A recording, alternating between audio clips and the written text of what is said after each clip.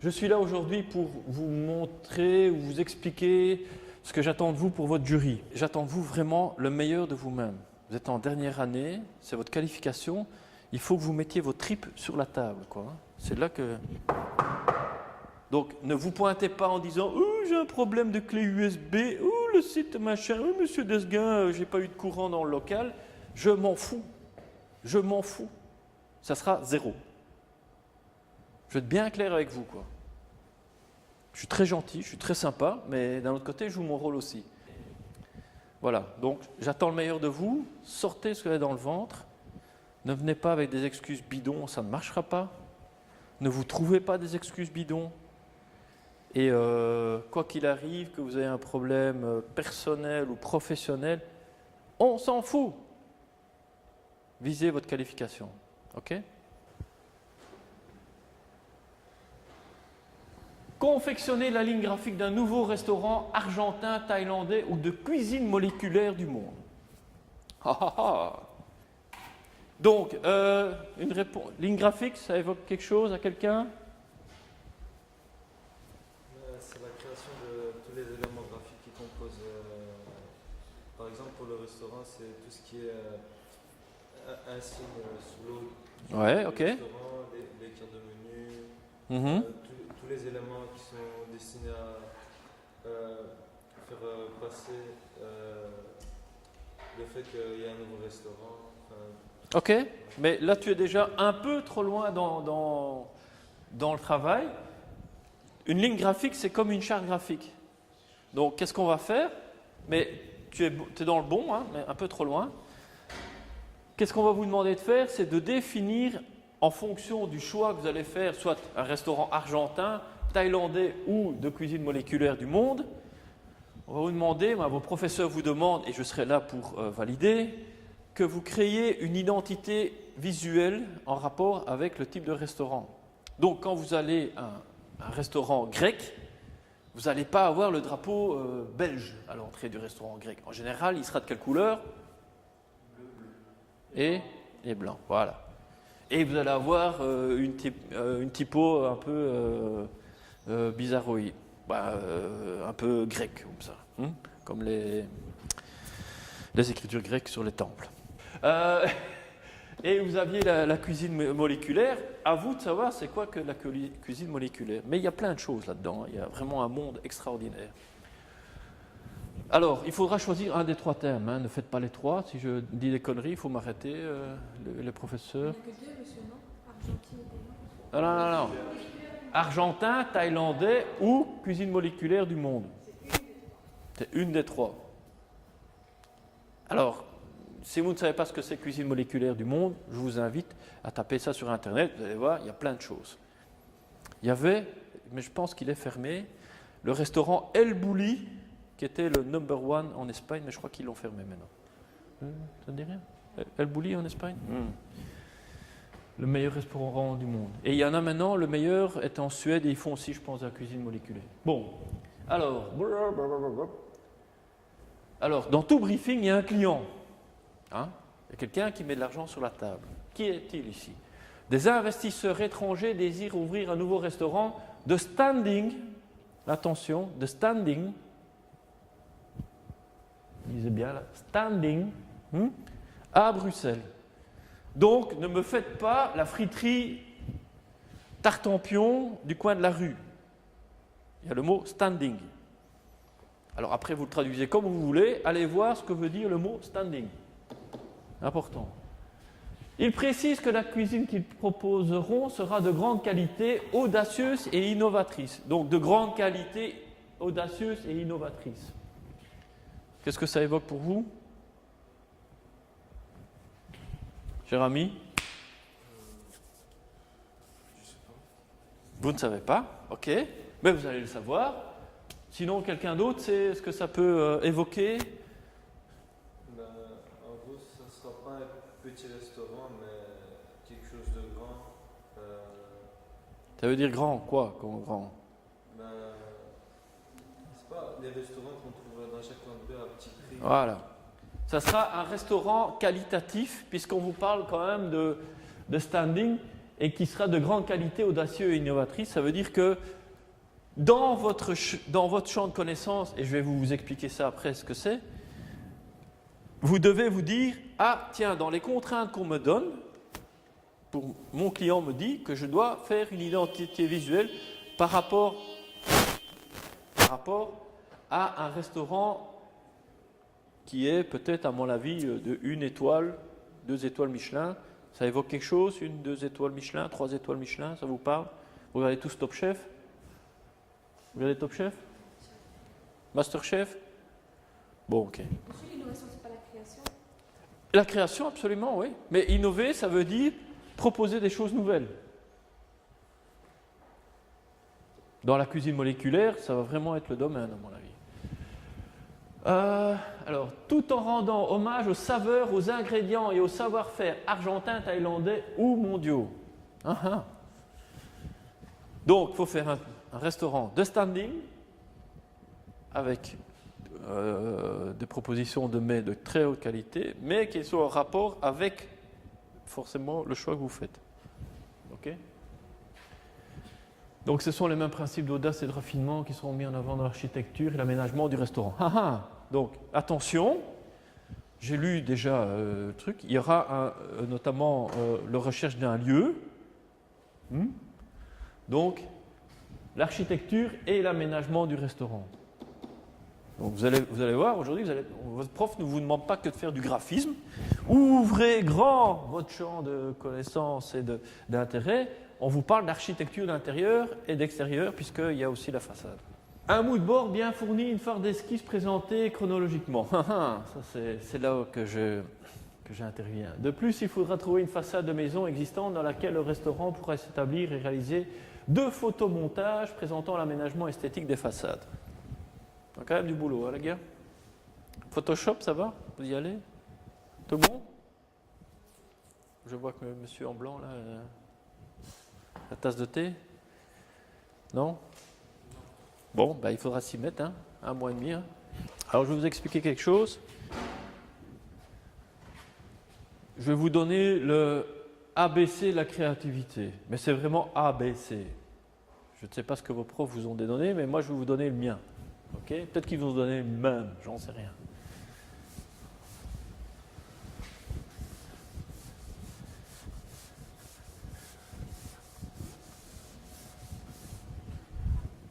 Donc, quand on travaille, quand on vous demande de faire un travail créatif, qu'est-ce que vous faites? C'est quoi la première chose que vous faites? Des images mentales. Ok. Quoi d'autre? Recherche pour voir ce qui existe déjà. Ok. Pour créer quelque chose de nouveau. Ok. Des croquis. Ok. Quoi d'autre? Le thème. Des recherches sur Internet. Quoi d'autre? Qu'est-ce que vous faites? De l'inspiration. De L'inspiration. De l'inspiration, oui. Et vous la trouvez comment, votre inspiration? Il y a quelque chose qui existe déjà. Donc, Ok. Alors, c'est ce que moi j'appelle dans mon jargon le champ de connaissances.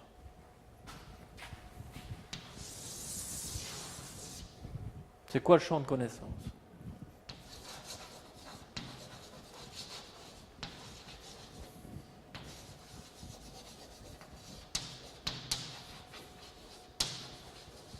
J'ai pas fait de faute, tout va bien?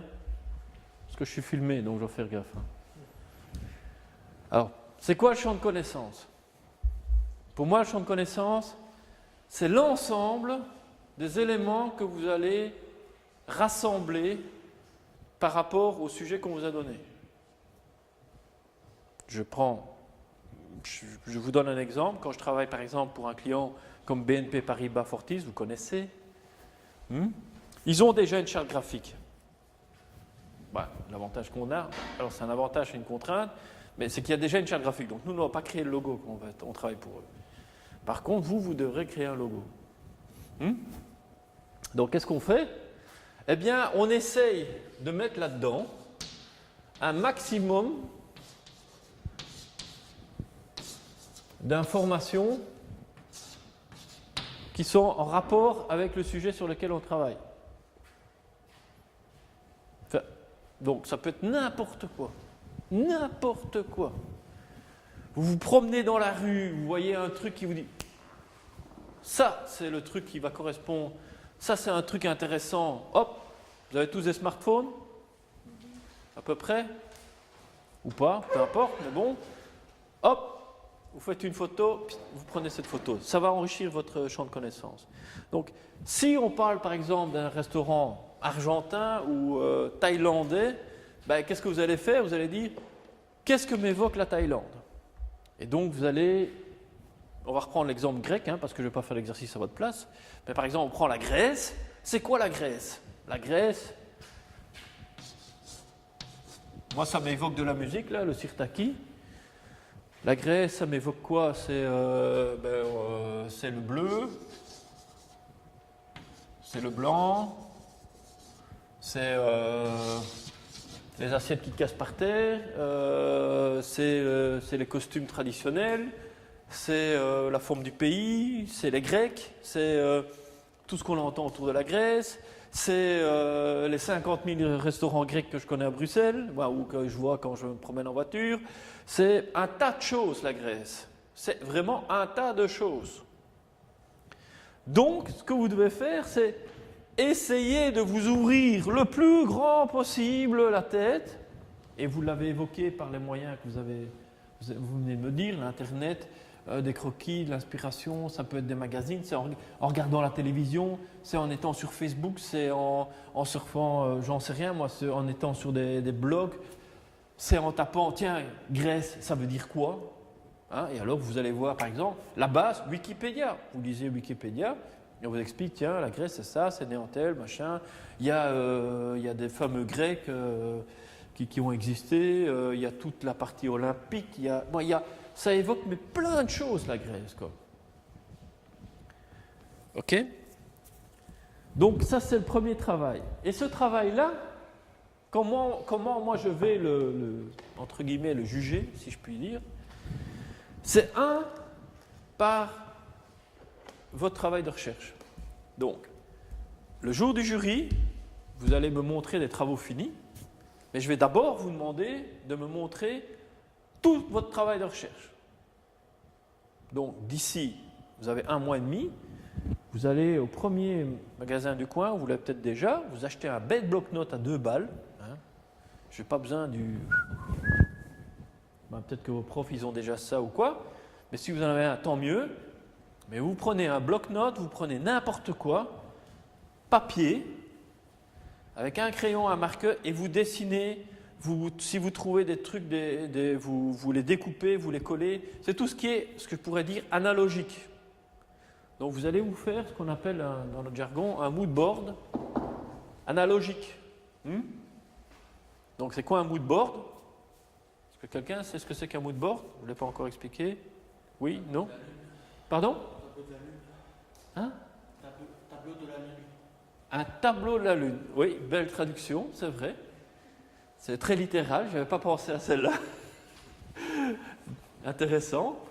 Mais plus loin... C'est un tableau des pensées, de toutes nos pensées. Voilà. C'est un tableau dans lequel on rassemble tous les éléments auxquels on pense quand on travaille sur quelque chose. Alors vous avez déjà vu dans tous les NCIS et tous ces trucs de police, machin, là, ils ont des grands tableaux autour du gars qu'ils sont en train de rechercher, et son père fait ça, et sa mère habite là-bas, et son chien il est là, et puis ils commencent à créer des connexions. Eh bien, on va faire le même travail, mais en termes de créativité, dans le domaine dans lequel on parle. Donc si je reviens à la Grèce, eh ben, vous allez vous faire un mood board dans lequel c'est une feuille imprimée, peu importe, mais je veux voir que vous vous êtes inspiré, que vous-même, et ce n'est pas votre cousin, votre frère, votre soeur ou votre maman qui est revenue, même si c'est votre maman qui est passée devant un restaurant grec et qui a fait une photo qu'elle vous donne, tant mieux. Mais inspirez-vous, nourrissez-vous.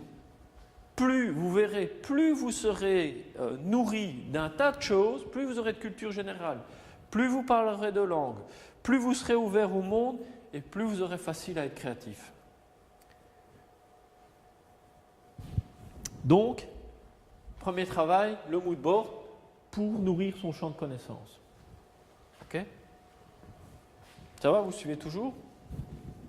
Si je vous embête, vous le dites, hein, j'arrête. Hein. Je vous donne mon savoir, là, hein, je partage. Alors, ça c'est la première chose. Pourquoi on fait ça? Parce que là-dedans, on va aussi nourrir ça. Alors, vous vous souvenez du début du briefing? Quels étaient les mots que je vous ai donnés là au tout début du briefing? Allô, Houston? Quels étaient les mots qu'on avait donnés au tout début du briefing? Ils sont cachés maintenant. Standing. Voilà. Donc là-dedans, vous allez mettre le mot standing. Alors ça veut dire quoi? Attention que le mot standing, vous allez avoir le monde argentin, thaïlandais et cuisine moléculaire, mais le mot standing, c'est un autre champ de connaissances qu'il amène. Ça veut dire quoi le standing? Alors peut-être pas le standing argentin, thaïlandais ou moléculaire, mais c'est quoi? Et donc là, vous allez remplir un autre cercle qui est le cercle standing. Parce que visiblement, dans le briefing, ça avait quand même l'air d'être quelque chose d'important chez eux. Donc, standing, un autre cercle. Est-ce que vous voyez encore un autre cercle qui peut avoir une influence importante sur votre travail?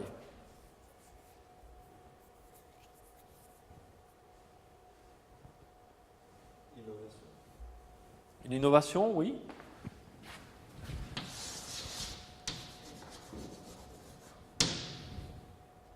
Quand on regarde votre briefing, hein, et je l'ai lu rapidement hier, mais je suis de nouveau perdu avec cette souris. Ah non, voilà. Donc, des investisseurs étrangers doivent ouvrir un nouveau restaurant de standing. Sera de grande qualité, audacieuse et innovatrice. Et attention, petit piège dans lequel vous pouvez tomber lors du jury, à Bruxelles. Gardez dans le coin de votre tête une bulle. Bruxelles. Ça veut dire quoi, Bruxelles? Mon chat, il met la patte devant la gueule quand il fait ça. Ça veut dire quoi, Bruxelles? Ça veut dire qu'on ne doit pas sortir de Bruxelles, on doit être dans Bruxelles. Oui, mais autrement, vous voyez plus loin, Bruxelles, c'est quoi? La capitale. Oui, mais qu'est-ce que ça implique? Le centre. C'est le centre, ok, mais autre chose. Des investisseurs étrangers désirent ouvrir un nouveau restaurant standing à Bruxelles. Ils ne le font pas à Tokyo, ni à Istanbul, ni à New York, ils le font à Bruxelles. C'est le budget. Pardon? Le budget. Le lieu précisé. Le budget, non. Le centre de l'Europe. Oui, mais après derrière, ça implique quoi? Région francophone. On y touche. On est proche de la vérité. Francophone, néerlandophone et... Oui, ok, bon, je trouve... Mais anglophone. Bruxelles est le cœur de l'Europe, comme vous l'avez évoqué. Les langues utilisées, c'est le français, 82%, le néerlandais et surtout l'anglais. Et n'oubliez pas, c'est des investisseurs étrangers. Donc, bien lire votre briefing, hein, bien le lire. Hein. Donc, ça veut dire quoi, Bruxelles? Ça veut dire les langues. Ça veut dire que ce que vous me présentez n'est pas simplement en français, mais en néerlandais et en anglais aussi. Carrément. Ah oui. Un restaurant de standing à Bruxelles. Bah.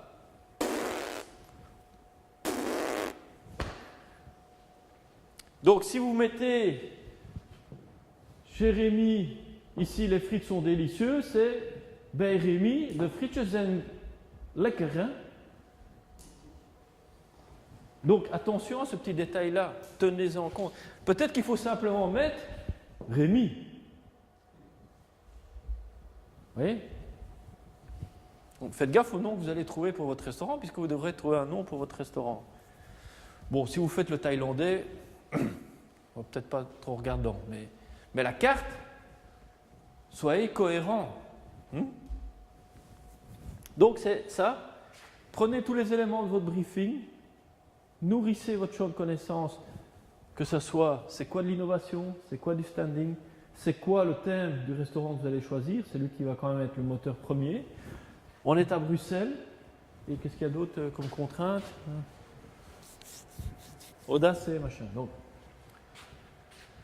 Donc tout ça vont amener ce qu'on appelle des contraintes. Donc, dans votre champ de connaissances, on va commencer à vous mettre un cadre, on va dire. Alors le cadre, il peut être amené quoi? Il y a le cadre qui est le thème. Décidément, elle n'a pas envie d'écrire celle-là. Le cadre, c'est quoi? C'est le thème. C'est une des contraintes. Forcément, si vous faites un restaurant argentin ou grec ou thaïlandais ou moléculaire, vous n'allez pas faire une pizzeria. Donc forcément, vous êtes coincé dans le thème. Vous avez un autre élément, c'est les dollars. Mais visiblement, ici, il n'y a pas de contrainte financière parce que c'est un restaurant de standing. Vous avez une autre contrainte qui peut être le fait qu'on est à Bruxelles. Et là, je vous évoquais le trilinguisme. Vous avez peut-être une autre contrainte, ou qui n'en est pas une, qui est la notion d'innovation. Donc, à vous, après, une fois que vous avez fait tout ce bazar, là, que vous avez fait votre mood board dans lequel il y a plein d'éléments, à vous, après, à dire, OK, là-dedans, qu'est-ce que je vais prendre? Qu'est-ce qui va faire que c'est quoi votre prénom? Ismaël. Ismaël. Qu'est-ce qui va faire que c'est le restaurant d'Ismaël ou de Umessa? Si tous les deux vous faites un restaurant thaïlandais, celui d'Ismaël ne sera pas le même que celui d'Umessa. J'en suis quasi certain, sauf si vous le faites ensemble, mais ça c'est autre chose. Mais comment on arrive à avoir deux restaurants différents pour le même thème? Parce que vous avez des univers, vous avez des champs de connaissances qui sont totalement différents l'un de l'autre. Vous venez, moi je ne sais pas quelles sont vos origines, mais peu importe. Vous avez une vie qui est différente, vous avez une famille qui est différente, vous rencontrez des gens différents, vous faites peut-être des sports différents, j'en sais rien, mais en tout cas, vous allez nourrir différemment ces éléments-là. OK? Et sur base des contraintes que vous allez retrouver dans votre briefing, vous allez chacun former un cadre, et ce cadre, chacun va essayer de contourner les contraintes comme il peut. Ça va, c'est clair ou ça a l'air dur, le retour des vacances, là, on y va. Il y a un fou qui vient nous parler pendant 1h30 d'un truc qu'on doit faire dans 1 mois et demi. Mais bon. Donc, ça, il faut tenir compte de ces contraintes. Quand vous aurez ça et ça, donc ça c'est les contraintes, on va le noter.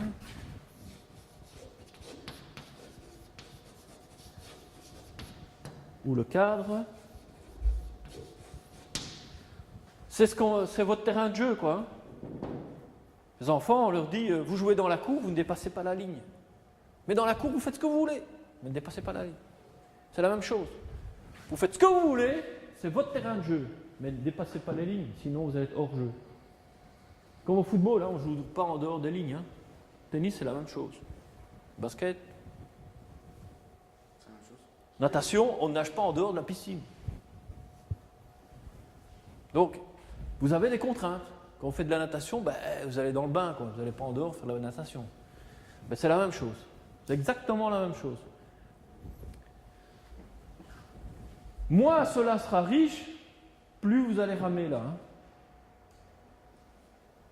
Moins vous allez amener d'éléments, moins vous allez pouvoir vous donner un cadre. Plus ça sera riche et plus vous allez vous amuser, vous allez vous éclater, quoi. OK? Alors, qu'est-ce qui se passe quand on a fait tout ça? Vous avez votre fameux champ de connaissances, il va falloir que vous définissiez un concept. Alors, le concept, on l'a plus ou moins, c'est l'Argentine, c'est la Thaïlande et c'est la molécule. Mais donc, dans toutes les contraintes, dans tous les champs, dans votre champ de connaissances, dans tous les éléments que vous allez amener, que ce soit du standing, de l'innovation, les couleurs, que ce soit la musique, que ce soit quoi que ce soit, chacun d'entre vous, et c'est ça qui fait que c'est Ismaël ou Umessa. Peut-être qu'Ismaël, lui, va connecter ça, et Umessa va connecter ça et ça. Ou peut-être qu'un autre va faire ça, ça et ça. Donc, chacun va avoir des connexions différentes. Donc, ça veut dire que pour certains, la grès, ça va être la typo, ça va être la couleur, et ça va être la musique, ces 3 éléments qui vont mettre ensemble. Un autre va peut-être dire, bah, la Grèce pour moi c'est les vacances, c'est le soleil et c'est la mer bleue et la plongée par exemple. Et un troisième va dire, ben moi la Grèce c'est les temples grecs, c'est les Jeux olympiques et encore autre chose. Donc chacun va interpréter à sa manière le thème qui lui est donné. C'est ce qui va en ressortir, c'est chacun va sortir son propre concept. Ok ? Donc ça, je vais vous montrer un exemple de comment nous on le fait. Hein. N'ayez pas peur, ne soyez pas perdus. Donc quand vous aurez ça c'est votre premier travail, c'est ce qu'on appelle le mood board, c'est votre carnet de croquis. Je reviens là-dessus, je vais vous montrer un exemple aussi. D'un point de vue digital, on vous a parlé d'analogique, je vous parle de digital. Tout ce que vous trouvez sur Internet, vous piquez toutes les photos. Alors je ne sais pas comment vous êtes équipés à l'école, à la maison, whatever, mais il y a plein d'outils intéressants. Est-ce que tout le monde a accès à Internet ici? Oui? Vous avez tous accès à des réseaux sociaux? Ok? Non? Bon. Je vous donne un chouette truc, un chouette programme qui va vous aider à très facilement pouvoir vous faire un mood board. Est-ce que vous connaissez Pinterest? Oui. Voilà. Bon, ben pour ceux qui ne connaissent pas, vous demandez aux collègues. Vous faites un Pinterest et vous faites un board avec tout ce qui évoque le sujet. Alors, vous pouvez faire des boards différents. Un tableau qui est sur l'innovation, un tableau qui est sur le standing et un tableau qui est sur le thème, le pays. Mais c'est un super bon outil pour pouvoir le faire et ça coûte 0 balles et ça vous permet de rassembler tout à l'endroit. Ok? Puis vous demandez à M. Desgard, vous le projetez sur le mur et puis vous réfléchissez à votre conception. C'est une manière de faire. Chez nous, on ne fait pas ça. Chez nous, on fait des folders et on rassemble tout. Je vais vous montrer un exemple.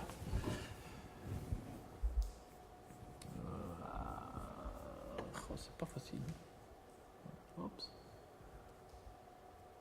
Je vous montre un exemple d'un mood board pour un événement sur lequel on a travaillé. Le thème était Primavera.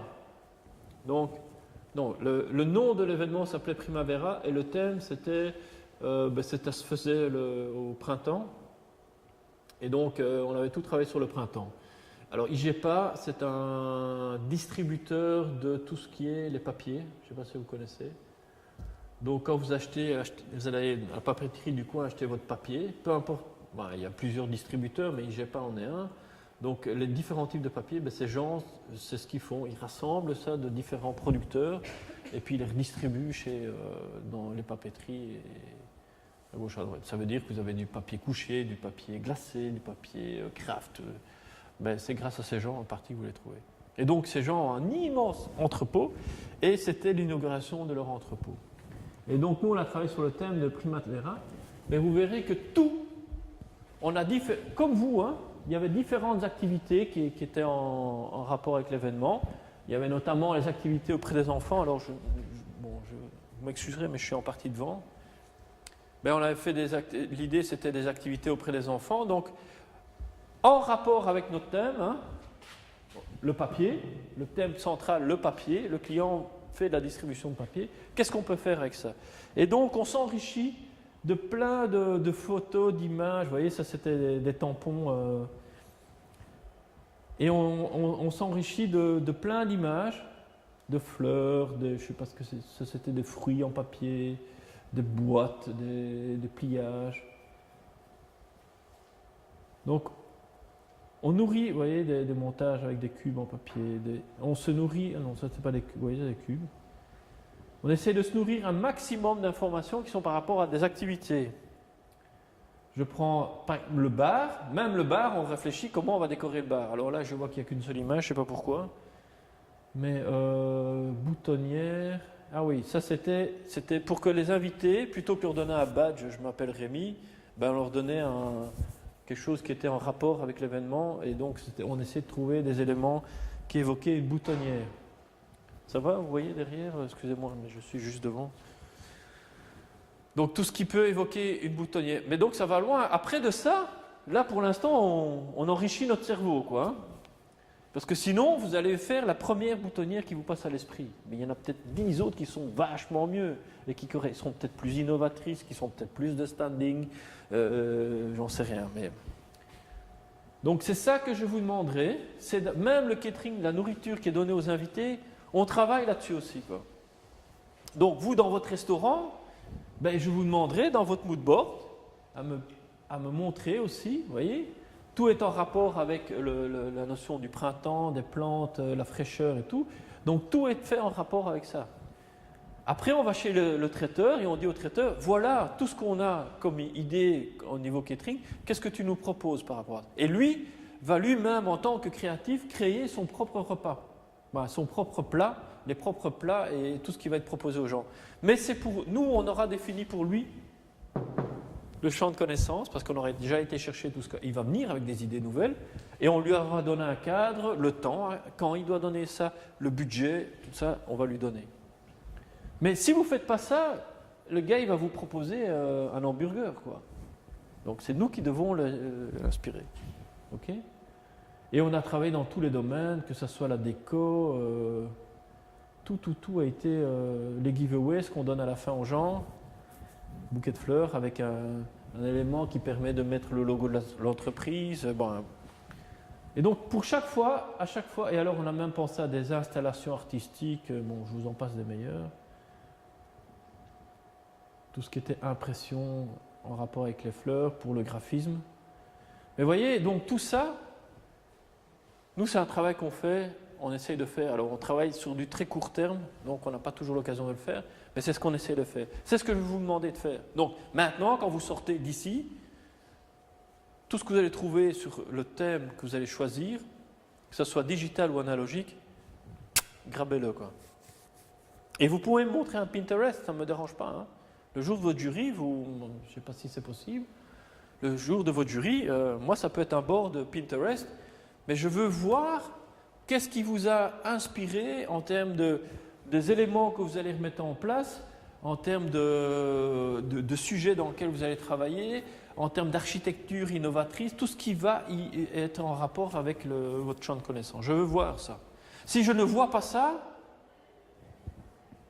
ben, vous avez intérêt à être très très bon, sinon vous ferez dézinguer, quoi. Ça va être votre fête. Parce que je vais vous demander toutes les choses que vous allez faire après, et vous comprendrez après, je vais vous demander mais pourquoi ça, et pourquoi ça, et pourquoi ça, et pourquoi ça, et pourquoi ça, et pourquoi ça, et j'aurai ça avec moi, et j'aurai les 4 premières lignes, les 6 premières lignes de votre briefing, à chaque fois je vais le relire. Je vais dire, vous correspondez à ça? À chaque fois. Chacun d'entre vous, je vais le faire, pour chacun des éléments que vous allez proposer. Et d'abord, votre logo, le nom de votre restaurant et le logo que vous allez proposer. Et c'est à la mesure de tout le monde, je peux vous assurer. J'ai vu des étudiants, et même j'ai vu des étudiants auxquels je ne m'attendais absolument pas. J'ai déjà vu cet exercice d'autres années, l'exercice change d'année en année, mais cette année-ci, j'ai déjà vu cet exercice. Et je peux vous dire que j'ai un excellent souvenir d'un restaurant japonais. Je ne sais pas si tu te souviens de cet exemple-là, Alex. Un excellent, j'étais vraiment, et pourtant c'était d'une simplicité, presque les larmes aux yeux tellement. Moi, pourtant avec mes 20 ans de profession, ben, c'était un étudiant qui m'a montré ça. Et j'ai eu un autre souvenir qui était un restaurant martiniquais. C'était pour moi les 2 meilleurs exemples que j'ai jamais vus ici en tout cas. Donc c'est à portée de tout le monde. Vous pouvez tous le faire. Qui que vous soyez, quoi que vous ayez comme culture, quoi que vous ayez comme en vous que vous aimiez, c'est à la portée de tout le monde. Donc ça c'est ce qu'on appelle un mood board. Donc en fonction des sujets que vous allez voir, donc les menus, ce que j'attends de vous, c'est que vous me montriez, vous cherchiez en fonction du rapport, en fonction du sujet que vous allez choisir. Évidemment, je veux voir le menu terminé parce que ça fait partie de votre briefing. En tant que client, je veux voir si votre menu, je vais l'acheter ou pas. Donc, j'attends de vous que vous me montriez tout ce qui vous a inspiré en termes de menu, tout ce qui vous a inspiré en termes d'enseigne, tout ce qui vous a inspiré en termes de website, tout. Je veux voir ça, et que ce soit digital, papier ou quoi que ce soit encore, je m'en fous. Tout est bon, mais je veux voir ça. Si je ne vois pas ça, je vous dis, prenez des risques. Parce que c'est ça qui fait. Vous savez, le résultat final, vous êtes peut-être un excellent utilisateur d'Illustrator ou de Photoshop, mais si vous n'avez pas la capacité de nourrir votre cerveau, vous pourrez être le meilleur technicien, vous ne resterez qu'un technicien. Je ne pense pas qu'on ne forme que des techniciens, on espère de vous aussi que vous soyez créatifs. Ou je me trompe? Les deux en tout cas. Moi en tout cas je vais essayer de vous pousser jusque-là, ok? Mais une fois encore, c'est à la portée de tout le monde parce que j'ai vu depuis que je viens, je vois d'excellents résultats. Donc n'ayez pas peur, vous savez le faire. Il faut juste que vous le vouliez. Il faut rappeler quand même que le nom de la section, c'est technicien, technicienne en infographie. Donc c'est Ah, ok. Et comme tu disais au début de la présentation, nous, on a nos critères, on va observer des compétences bien précises, et toi, tu viens avec une autre manière de voir les choses. Absolument. Tu l'auras bien présenté tout à l'heure, c'est un plus. Voilà. Et quand vous lisez le briefing de vos professeurs, même si on vous demande de pouvoir faire un menu, quand vous lisez le briefing, ils vous demandent quand même plus que ça. Hein. Ils vous demandent de la créativité, quoi. Donc moi, c'est ce que j'essaie de vous amener aujourd'hui, c'est vous amener les trucs et astuces pour être créatif et être ce jour-là avoir votre qualif. Mais une fois encore, si vous travaillez bien, il n'y a pas trop de problème. Ça se passe bien. Hein? Tout à fait. De temps en temps, je crie, mais bon. Donc, attention, après le reste, ça, vous verrez avec votre prof, il vous expliquera point par point tout ce qu'ils attendent. Donc, de nouveau, le website, monsieur, l'ordinateur est en panne, Safari n'est pas installé, je m'en fous. Hein. Si la machine sur laquelle vous travaillez, les plugins, les machins, les browsers ne sont pas installés, c'est votre problème. Hein. Quand moi je vais chez un client, de nouveau, je vous le redis une deuxième fois, je vous le dirai encore troisième fois, mais quand je vais chez un client, je prends ma machine, je m'assure que j'ai tout avec moi pour pouvoir que ça fonctionne. Même je téléphone au client en disant, dis dans quelles conditions je vais présenter mon projet. Je leur demande, hein. Ah t'inquiète, tout vient avec une clé USB, c'est bon, là tout ce qu'il faut. Ok. Mais j'ai toujours ma machine, j'ai mes petits connecteurs, j'ai tout mon brol avec moi et je sais que je vais pouvoir retomber sur mes pattes. Et j'arrive bien à l'heure avant, j'arrive pas à la bourre, ah merde monsieur, je dois encore installer mes 2 feuilles, machin. J'ai vu ça, hein, je déteste ça. Je vous le dis tout de suite. Soyez préparés, organisez-vous. Donnez-vous un deadline qui n'est pas le moment où vous passerez à votre jury, mais donnez-vous un deadline le jour avant, à la même heure. Ça veut dire que si vous présentez à 9h, eh ben, le mardi, le lundi à 9h, soyez prêts. Ce qui va faire que vous aurez encore une journée pour vous dire, tiens, ça je pourrais encore améliorer, je vais l'amener un petit truc en plus. Mais vous aurez à ce moment-là, vous serez tranquille, vous serez apaisé. Okay? Ne soyez pas stressé ce jour-là, je ne suis pas méchant, je suis très gentil. Donc, cool, venez avec des choses, nourrissez-moi et vous allez voir, ça se passera très bien. Alors, quand on a notre champ de connaissances, notre concept, hein, on a commencé à connecter les différents éléments, qu'est-ce qu'on a? Le troisième élément, voilà. Eh ben, c'est ce qu'on veut, c'est un rond. C'est un carré, c'est un triangle, peu importe, mais c'est ce qu'on appelle la forme. C'est ce qu'on voit à la fin, c'est ce que vous montrez à votre client. Donc en théorie, quand vous arrivez chez un client, on ne montre que ça, que la forme. Chez nous, chez Menising, on montre ça, voire même ça. Vous allez comprendre pourquoi. La plupart des agences que je connais, mais pas chez nous, quand vous avez travaillé dans les agences, la plupart des agences arrivent et disent, qu'est-ce que j'ai encore fait une bêtise, non? La plupart des agences, qu'est-ce qu'elles font? Elles viennent, on va vous présenter un logo, monsieur. Cher client, on va vous présenter un logo, quel qu'il soit, peu importe l'entreprise. Et qu'est-ce qu'ils font ces gens? Ils amènent un logo, 2 logos, 3 logos. Donc ils amènent 3 propositions. Et puis le client, il fait son choix. Mais j'aime bien le logo 1, j'aime bien la couleur rouge dans le logo 1, mais dans le logo 2, j'aime bien le carré, et puis dans le logo 3, j'aime bien le rond. Et in fine, vous ressortez de là avec un logo qui est carré, rond et rouge. Et le client a lui-même fait son propre logo.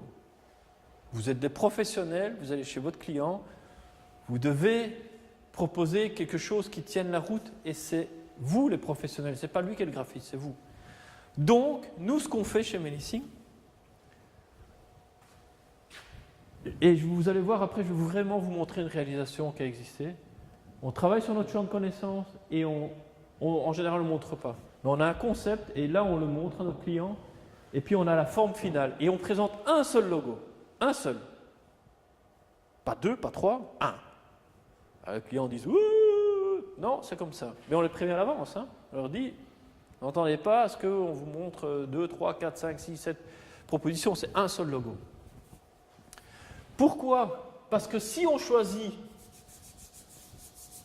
non pas un carré, un triangle et un rond, mais qu'on choisit qu'un seul carré, c'est parce que on va faire référence à notre concept et notre concept lui-même va faire référence à notre champ de connaissances. Et le champ de connaissances, on va le chercher dans le briefing.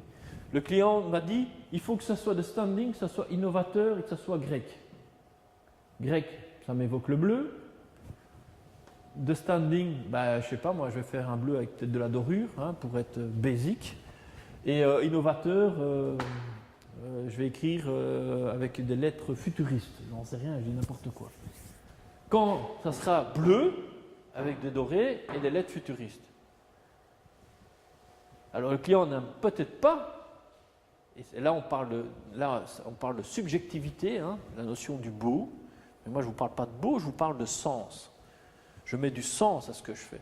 Parce que toutes les questions qu'il va me poser là, je pourrais lui répondre à chaque fois en lui disant « Tu m'as parlé de Grèce, tu m'as parlé de Bruxelles, tu m'as parlé de standing, tu m'as parlé d'innovation. » On retrouve tout dans le logo. Ou j'ai pris ces quelques éléments. S'il n'est pas d'accord avec ça, qu'est-ce que nous on fait chez nous? On retourne, on lui dit où est le problème? Alors parfois le problème est dans le briefing qu'on a reçu du client et donc on retourne et on retravaille une nouvelle proposition. Ça n'arrive quasi jamais. Quasi jamais. Pourquoi? Parce que, et c'est ce que je fais, et vous allez voir, vos profs, ils se marrent chaque fois. À votre jury, je vous demanderai, mais pourquoi ça? Pourquoi ça? Pourquoi ça? Pourquoi ça? Pourquoi ça? Je vais vous poser pourquoi? Pourquoi telle couleur? Pourquoi quel type d'architecture? Pourquoi tel type de menu? Pourquoi tel typo? Pourquoi tel tchic? Tout. Je vous assure, je scanne tout. Donc, il faudra que vous puissiez me répondre parce que, Rémi, dans notre briefing, il était prévu de parler de la Grèce. C'est un restaurant à Bruxelles, de standing et d'innovation. Et par rapport à ça, j'ai pris ta. Voilà. Si j'avais dit que le restaurant est à Rome, la réponse au pourquoi serait peut-être autre chose. Et donc la forme finale sera autre chose. Ok? Donc posez-vous toujours la question, mais pourquoi j'utilise telle couleur? Pourquoi j'utilise tel typo? Pourquoi? Et quand vous posez la question du pourquoi, vous allez directement dans votre champ de connaissances qui lui est en relation avec votre briefing de base. Posez-vous la question. Chaque fois que vous posez la pourquoi, vous regardez si dans les 6 premières lignes, vous répondez au pourquoi. Si vous n'y répondez pas, c'est qu'il y a un problème. Alors après, à vous de chercher où est le problème. Et s'il n'y a pas de problème et vous dites, Rémi, le pourquoi, c'est parce que moi, je m'appelle Ismaël, je ne sais pas ton prénom, mais je m'appelle moi Ismaël, et moi, comme ça, moi je suis un grand créatif et j'ai décidé que c'est pour moi, la Grèce, ça m'évoque ça, ça, ça et ça, et c'est comme ça. Si la réponse tient la route, pourquoi pas? Mais après, là, on commence à jouer au poker, quoi. Mais pourquoi pas? Je l'ai vu, hein. Il y a des étudiants qui sont venus comme ça et certains ont réussi. Parfois, on prend un risque. On n'est pas abusé pour autant, parce que moi, ce qui m'intéresse, c'est de voir votre démarche. Si vous comprenez ça, vous pourrez demain faire n'importe quoi, je veux dire, dans votre métier. Vous pourrez aller faire, je veux dire, de l'architecture, vous pourrez faire de la création graphique, vous pourrez partir dans n'importe quel domaine si vous comprenez ce principe-là.